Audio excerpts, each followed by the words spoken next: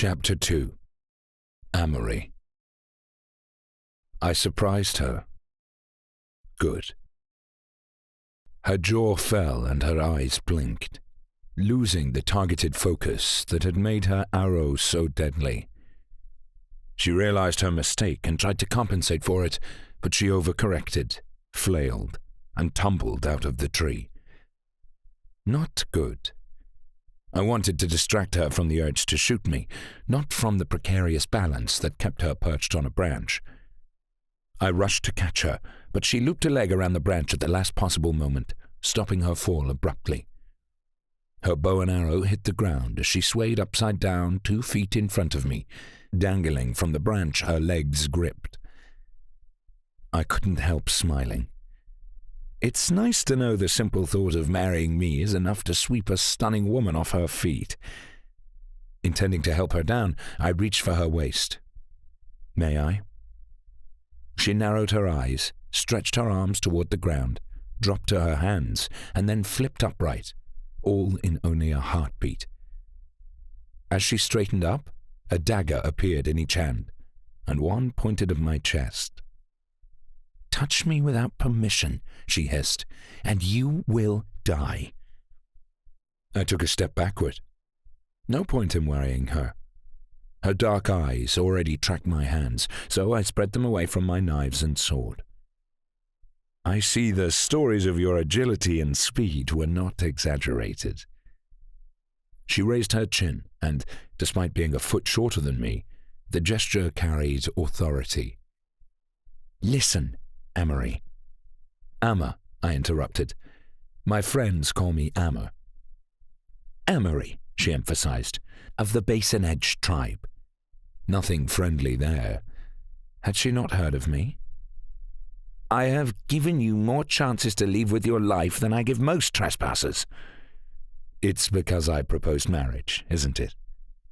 I shouldn't have interrupted her again, but I wanted to discuss it before she sent me out of the mountains.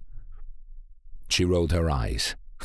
I'd seen enough women to know she was starting to relent. "It's because," she said, slowly enunciating each word, "I don't kill people who are not capable of defending themselves." All humor abandoned me. I reached for the dagger on my hip. "That was uncalled for. If you want to fight, I'm more than capable." A beam lit up her eyes.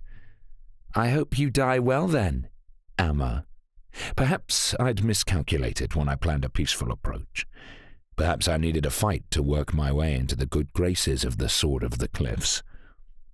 I shifted a leg behind me to center my weight better in anticipation of her attack, but a long, shrill whistle pierced the air. She froze. Another long whistle. She turned her head toward the northern beach. 2 very short whistles. "Flaming shadows and monster spawn," she muttered under her breath, spitting the words out like a curse. I raised a brow. Her eyes fell on the dagger in my hand. I sheathed it, sensing another chance at diplomacy. She nodded. "I'll let you walk out. Leave now, and do not let me find enough evidence to track you." She sheathed her own daggers and raced away from me. Not very diplomatic. I ran after her. She was fast, faster than most men in my tribe, but not as fast as me. I sped past her long, dark hair flying out from behind her like a flag in the wind until we were side by side. "The whistle was a signal, right?" I asked. "Someone is in trouble, or needs help." Her breath shortened. She wouldn't be able to keep this pace for long. "I am running to death, marriage boy," she panted.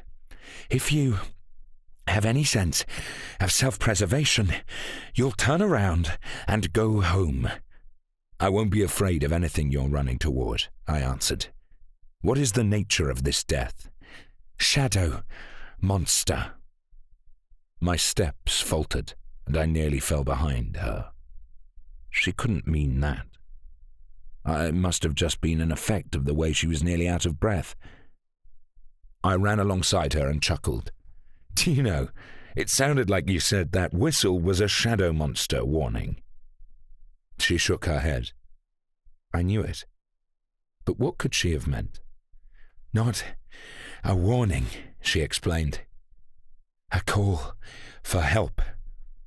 A call for help? Then that meant someone is being attacked by a shadow monster right now. She nodded, trying to run faster, but already at her limit. My nerves shot up, every sense in my body tightening. The monsters didn't usually attack during the day. This one must have been especially desperate for energy. Noallia hadn't slowed, but she was going to be completely winded by the time she arrived. I reached for her shoulder, but then stopped, remembering her warning about touch. Noallia. She glanced at me, but kept running. I ran right next to her. Noallia of the mountains, I'm going to run ahead of you. I'll do what I can for anyone I find. We couldn't be too far for that whistle to have carried so clearly, and if someone was under attack, every moment counted. I pushed off the ground harder, bracing for a faster run, but she grabbed my forearm. Heat from her fingers passed through my leather sleeves and ran all the way to my stomach. That was unexpected. I had plans for a marriage, not attraction or feelings. I did not have time for complications like that. Her dark eyes held mine. I do not trust you. Ah, well, that simplified things again. I patted the top of her hand. You don't need to. You can trust the human instinct for survival. I'll kill the shadow monster because it's a threat to my own sense of self-preservation. I smiled. Which does actually exist.